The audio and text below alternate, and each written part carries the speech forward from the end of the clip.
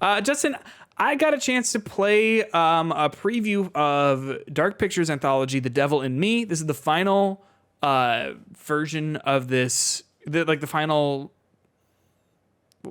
chapter of this series. You know what I'm just saying? Like the final the anthology game in this. Yeah. My written preview for it is going up on Monday, so by the time you listen to it, you'll have 2 days to read and just keep rereading my preview, which is on gameskinny.com.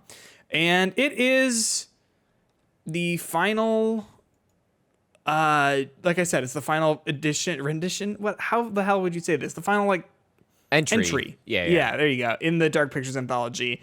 And it's more of that. They've added a handful of things that I'll be curious to see how they play out in the full game. But I sort of feel like it might be a little too late. For example, each of the characters has different items on them, which makes sense because you might have your phone on you, which can serve as a flashlight. I might have my wallet on me, which can serve as whatever, right? Like a multi-tool or something. But basically in application, there were two scenes where two things that you used. One character has a business card that he can use to unlock drawers, and one character has a camera tripod which he can use to knock down things that are out of reach. And I like that in concept, but in practice it was basically just to solve linear puzzles. Whereas I feel like the possibilities that could promise is something you unlock a file cabinet as one of the characters in one scene, and then later on, if you did or didn't do that, that will be, someone will have access to the contents of the file cabinet. You know what I mean? But the way it was presented in the game, and I played about an hour and a half of it, did not seem to be doing that. It seemed to just be another form of linear puzzle solving. But I don't know. I haven't really liked the Dark Pictures games that much. I don't know why. I guess I do know why they don't really hold a candle to Until Dawn or The Quarry. I think the fun part about The Quarry and Until Dawn is that it's about teenagers, and because they're children, you can really excuse a lot of cringeworthy dialogue, right? Or bad decision making, because you just go well, they're kids, so whatever. Whereas when it's adults, have been the main cast of Dark Pictures, the cringy dialogue doesn't feel like an homage to bad movies. It just feels bad. You know what I mean? Yeah. What is the gist of this one? If it's not a kid camp kind of thing, what's the point? You are a team of 4 or 5. You do a local ghost show. You know what I mean? Exploring ghost stories and whatever. And you get invited to this mansion, which is a recreation of some sort, or it's a hotel of a recreation of this horrible serial killer. It's a history. It's a museum for this serial killer who killed a bunch of people. And then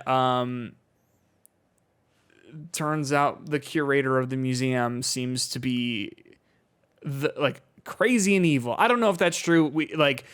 I wasn't able to get the whole story in this preview, but it's sort of what I pieced together from trailers and stuff like that. Basically, it's it's more leaning into Saw, the Saw movies, where you put people in traps and stuff, and they're trying to get out of little rooms and things like that. But I don't know. It's one of those things where I found this whole series to be pretty disappointing and underwhelming. The Quarry was, I thought, a breath of fresh air, and I was that gave me hope that the next Dark Pictures stuff would be good. But this preview didn't really instill a lot of confidence in me. If anything, it just made me I'm going to play it because I'm reviewing it, and I find them to be generally enjoyable as just a fun concept of if I do this, then this happens. I always find that to be fun and an interesting conversation topic, but I've not walked away thinking about those games really at all, other than in the same way that I did with Until Dawn. But was this preview just the full game or part of it? Just an hour and a half. Okay, so it was a mid section sort of. It basically was when the shit started hitting the fan. You know what I mean? So, like, just going back to what we were talking about before with like these like kind of like adventure games, is this more fun like between like story beats and decision making than other ones, or is it still just that same kind of like, oh, you're just going to this next room and finding the clue that you need? Yeah, they put some puzzles in there where you like push a box and then step on the box and then you like climb up over a thing. It's like groundbreaking for this series and this developer, but it's like the most basic ass like environmental puzzle stuff. But I guess that's more interesting than just walking around. I think it feels better to control than the other games, but that